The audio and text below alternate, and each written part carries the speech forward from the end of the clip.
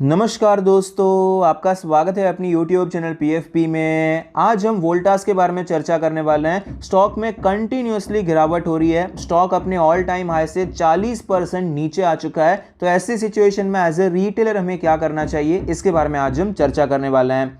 सबसे पहले कंपनी के फाइनेंशियल ट्रेंड के बारे में बात करें तो आप देख पाएंगे रेवेन्यू आपको स्लोली बढ़ता हुआ नजर आता है। ये कोई रियल ग्रोथ नहीं है, इतनी ग्रोथ तो आपको इन्फ्लेशन की वजह से भी मिल जाती है। अब यहाँ पर इसका मतलब क्या है, मान लीजिए 100 यूनिट हम बेच रहे हैं 10 रुपए का, मतलब हमारा रेवेन्यू हो गया 1000 रुपए। 4-5 साल के बाद अब ये जो आइटम है जो कि हम 10 रुपए में बेच रहे हैं, उसका प्राइस बढ़ के कुछ नहीं तो भी 13-14 रुपए तो हो जाएगा। अगर हम 100 के 100 यूनिट ही बेचते हैं तो भी हमारा रेवेन्यू 1300-1400 दिखाई पड़ेगा। तो ये कोई एक्चुअल ग्रोथ नहीं है। हमारा कस्टमर बेस उतना ही है, हमारा सेल्स यूनिट्स में उतना ही है, बस प्राइस इंक्रीज हो गया इसीलिए हमारा सेल्स इंक्रीज होता हुआ नजर आता है।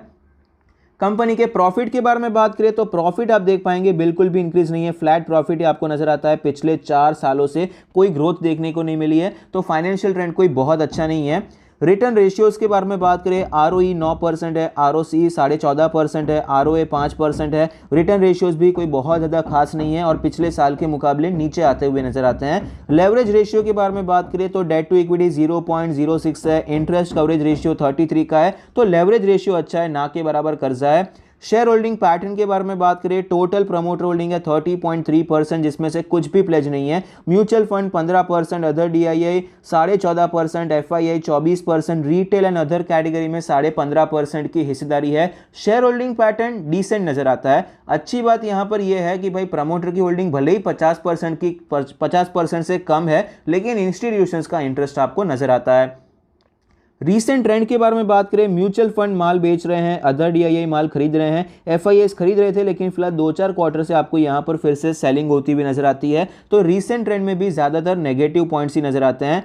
वैल्यूएशन के बारे में बात करें तो यहां पर PE रेशियो 72 का है, जो कि हिस्टोरिकली हायर साइड पे है। स्टॉक नीचे आ रहा है फिर भी PE रेशियो हायर साइड पे, क्योंकि प्रॉफिट भी नीचे आ रहे हैं। सेक्टर का PE रेशियो 61 के आसपास है। यहां पर क्लियरली आपको प्रीमियम वैल्यूएशन पे स्टॉक ट्रेड करता हुआ नजर आता है। प्राइस टू बुक रेशियो 5 है, जो कि हिस्टोरिकली एवरेज साइड पे है।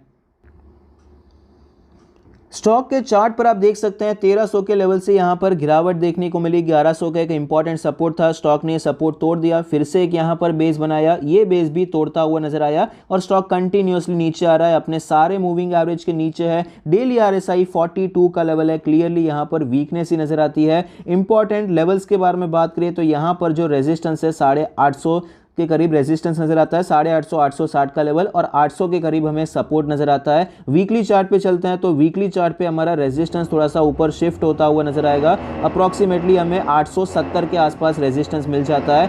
सपोर्ट के बारे में बात करें, अराउंड 800 के आसपास, 750 के आसपास हमें सपोर्ट मिल जाता है। मंथली चार्ट पे देख लेते हैं। मंथली चार्ट पे आप देखेंगे तो जो रेजिस्टेंस हमारा हो जाता है वो रेजिस्टेंस अप्रॉक्सीमेटली 930 के आसपास है, और सपोर्ट के बारे में बात करें 750 के आसपास हमें सपोर्ट नजर आता है, जहां से आपको एक अच्छा ब्रेकआउट देखने को मिला और आपको ये रैली कंटिन्यू रहती हुई नजर आई थी। तो अब ऐसी सिचुएशन में टेक्निकली देखा जाए तो स्टॉक वीक है। यहाँ पर क्लियरली पता चलता है कितना अच्छा सपोर्ट इसने तोड़ दिया है। ये 900 के करीब का जो सपोर्ट है ये तोड़ दिया, उसके बाद स्टॉक आपको वीक ही होता हुआ नजर आया है। तो यहाँ पर पोजिशनल ट्रेड या स्विंग ट्रेड करने के बारे में अगर हम सोच रहे हैं तो वो अटेम्प्ट बनता है तो 750 के करीब ही बनता है, जहां से आपको एक अच्छा ब्रेकआउट देखने को मिला था। इसके आसपास हम स्विंग ट्रेड अटेम्प्ट करने के बारे में सोच सकते हैं। और पोजिशनल ट्रेड के बारे में बात करें तो पोजिशनल ट्रेड के लिए तो मैं यहां पर ज़्यादा प्रेफर नहीं करूंगा वोल्टास में, क्योंकि स्टॉक में इतनी ज़्यादा वीकनेस देखने को मिल रही है कि अगर हम यहां पर पोजिशनल ट्रेड इनिशिएट करते भी हैं अराउंड 750 के आसपास, तो भी हम 900 से ज़्यादा का टारगेट प्लान नहीं कर सकते हैं। और इतना ज़्यादा वीक स्टॉक है, एक प्रॉपर बेस बनाकर मंथली चार्ट पर भी आपको इतनी वीकनेस देखने को मिल रही है, तो यहाँ पर बेहतर रहेगा कि हम अवॉइड कर सकते हैं। ऐसी सिचुएशन में पोजिशनल ट्रेड ज़्यादा प्रेफर नहीं करना चाहिए, थोड़ी सी स्ट्रेंथ तो होनी चाहिए। बाकी स्टॉक्स में हम ट्राई कर सकते हैं, वोल्टास को अवॉइड करेंगे पोजिशनल ट्रेड के लिए। लॉन्ग टर्म के बारे में बात करें तो क्या स्टॉक में हम खरीदारी करने के बारे में सोच सकते हैं। तो देखिए, अगर हम लमसम इन्वेस्टमेंट करना चाहते हैं तो मेरे हिसाब से वेट करना चाहिए, क्योंकि ये प्रॉपर यहां पर ब्रेकडाउन हुआ है। तो लमसम इन्वेस्टमेंट तो मैं यहां पर प्रेफर नहीं करूंगा। लेकिन यहां पर अगर आप इन्वेस्ट करना ही करना चाहते हैं तो SIP वे में इन्वेस्टमेंट करने के बारे में सोच सकते हैं, क्योंकि ये स्टॉक अभी आपको टाइम करेक्शन में जाता हुआ नजर आ सकता है। लॉन्ग टर्म का जो ट्रेंड है अभी तक बुलिश है, इस हिसाब से ऐसे कोई प्रॉब्लम वाली बात नहीं है। ओवरऑल कंपनी जानी मानी है। कंपनी के फाइनेंशियल्स में ग्रोथ नहीं है, लेकिन कंपनी लॉस मेकिंग भी नहीं है। इस हिसाब से देखा जाए तो ये 750 का लेवल एक सपोर्ट की तरह काम करना चाहिए और यहाँ पर टाइम करेक्शन के बाद स्टॉक आपको वापस ऊपर जाता हुआ नजर आ सकता है, लेकिन हैवी इन्वेस्टमेंट अभी करना प्रेफर नहीं करना चाहिए। चाहे SIP वे में ये लेवल्स पे आप थोड़ा बहुत एक्यूमुलेट करते रहिए टाइम टू टाइम, इस हिसाब से कर सकते हैं। बहुत ज़्यादा हैवी जाने की ज़रूरत मुझे दिखाई नहीं पड़ती है। आई होप आपकी वीडियो पसंद आता है, कुछ सीखने को मिलता है। Thank you, stay happy, happy investing.